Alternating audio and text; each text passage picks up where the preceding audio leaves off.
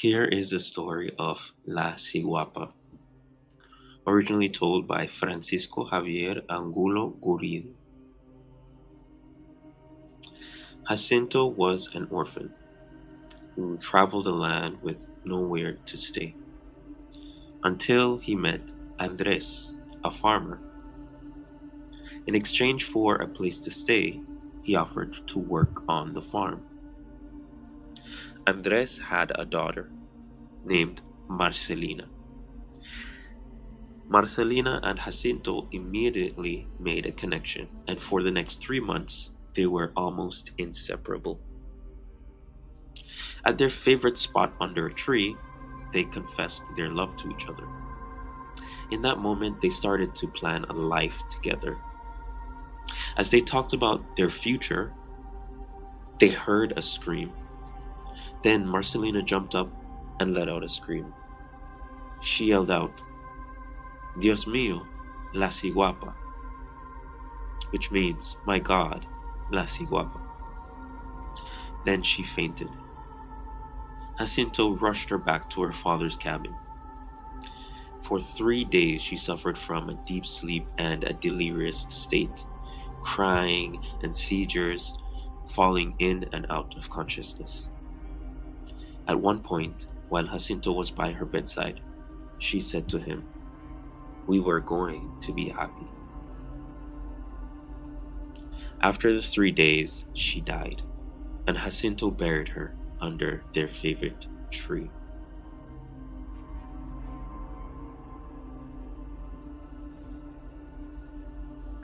So, what is La Ciguapa?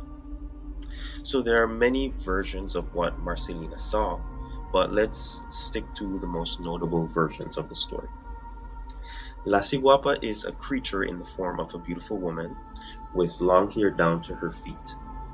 She has a captivating voice and Taino features, so brown or very dark skin.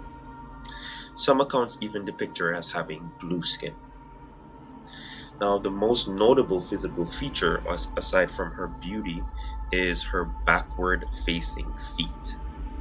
Alright, so her feet or her toes are facing backward and her ankles are in the front. Okay. She is said to live in the forest, and some accounts say that she lives in trees, and some say that she lives in a cave. Now, she uses her beautiful voice to lure and hypnotize men in the forest. So imagine like the voice of a siren hypnotizing someone. Then she takes them to her cave where she kills them by draining or drinking their blood and eating their flesh afterwards.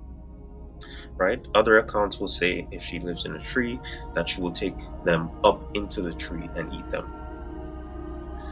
Now, there are some accounts that say she's actually a peaceful being and that she only eats small birds and rodents in the forest, and she'll only attack if she feels threatened. Alright?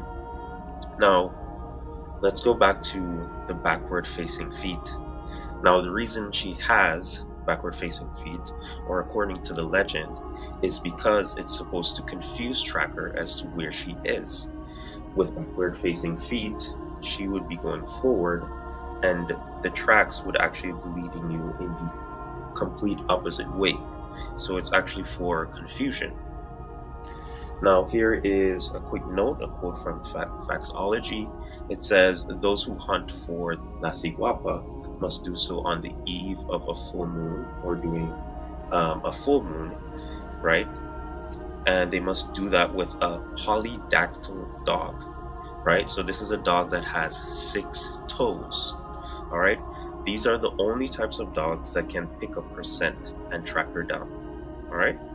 If the hunters end up finding La Ciguapa and they're able to capture her, her sadness and distress will kill her automatically in 3 days. So just capturing her is enough. She will die on her own after 3 days.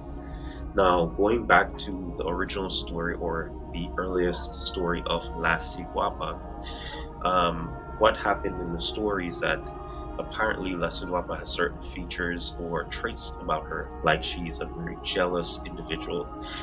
In the story, apparently she was jealous of the relationship between Jacinto and Marcelina.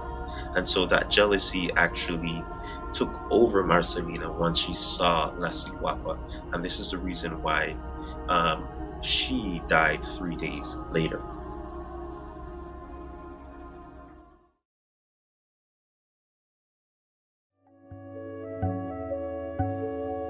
And that is the legend of La Ciguapa, originally from the Dominican Republic. So, like and leave a comment about what you think about this legend, and definitely subscribe if you want to hear more Spanish legends on this YouTube channel.